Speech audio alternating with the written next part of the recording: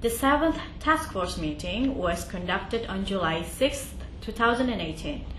IFA's agenda, with the support from Australian Department of Foreign Affairs and Trade, or DFAT, organized DPOs coordination meeting on July 5, 2018.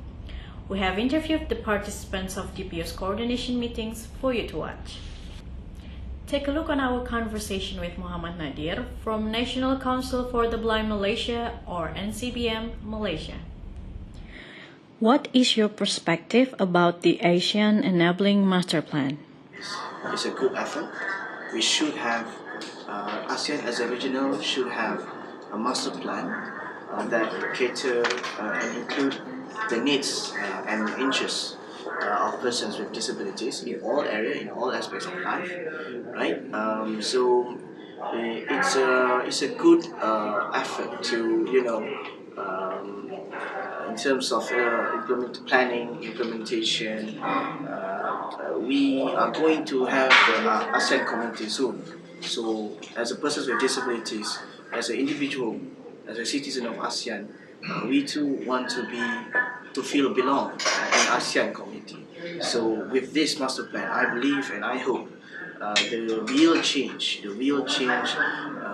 in disabled person's life can be realized. What role do you think DPOs can play to support the implementation of the Asian Enabling Master Plan? I think DPOs in each of the ASEAN countries can play two main roles, right? The first role is to become the agent of check and balance, right? Since ASEAN countries, all ASEAN governments will adopt, when they adopt or when all ASEAN governments adopt this master plan, they will need we will need a pressure group to become a check and balance, to become a watchdog, to ensure that the government uphold their duties, uphold their responsibilities, uphold their commitment, right? In fulfilling all the action areas in all of the indicators underlined in the master plan. The second role is DPOs in each of the ASEAN countries can become a partner, right? Partner, collaborator, and also a supporter to the government in the effort to implement, monitor, and also evaluate the master plan. So we have to understand, we cannot deny that disability issues is a multi-sectorial issues, right? It's not only, we should not only focus on the commitment by the government, right? The private sector and also the disabled people organizations and other civil society organizations should also collaborate, coordinate, work together to fulfill all the missions and objectives in the master plan. How will DPOs use the Asian Enabling Master Plan 2025 to advocate for greater inclusion of people with disabilities? We already have the Incheon strategy. Incheon strategy 2013-2022 adopted by all countries in Asia Pacific region. And we also have, before this, we have the ASEAN Decade of Persons with Disabilities 2011-2020.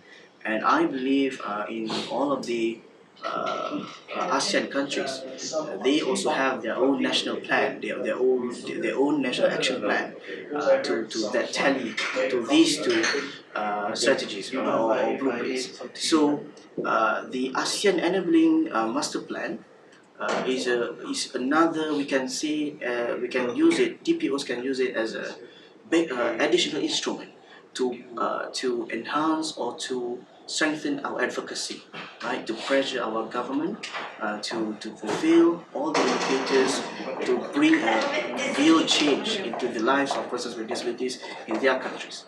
So that's how I see DPOs can use this new master plan. What challenges do you think DPOs and the government, also stakeholders, will encounter when implementing the master plan? There will be at least 3 major obstacles or major hindrances faced by DPOs or even by government agencies. Um, so the first obstacle would be in terms of multi-sectorial cooperation, right? Disabled DPOs and the government in each of the ASEAN countries can create a sense of cooperation between them, right? So, like I said before, disability issues is a multi-sectorial issue. Cross-sectoral. It's not only for by government, but we should these BPOs and also private sectors have a role to play. The second challenge would be funding, right? Funding, budgeting. So each of the ASEAN governments should aware and recognize the importance of inclusive budgeting practice, right? We should not only focus, we should not only ask the Ministry of Social Affairs or the Ministry of Social Welfare to have budget with regards to a person with disability. All ministries must practice inclusive budgeting, right, and must allocate sufficient funding to achieve all of the indicators set out in the master plan. And the last but not least is with regard to capacity, right? The capacity of the government officers. Do they understand disability issues? Do they have the skills, necessary information, necessary knowledge to act, to implement, to realize all of the indicators? Okay, so these are three major obstacles that I can think of. What improvements or changes you would like to see happen to ensure persons with disabilities are being included in all aspects of life? The fastest approach is by top-down approach, right, or macro to micro. So it seems for me, at the very least, as a starter, all ASEAN governments must adopt policies, law, regulations, and also, like I said just now, inclusive budgeting, to ensure their governance system, right? Governance include the interests and needs, and also the full participation of persons with disabilities in the governance sector. Without policy, without law, without political participation, persons with disability will never have the real opportunity to voice out or act or translate the change or their vision to be included in their society.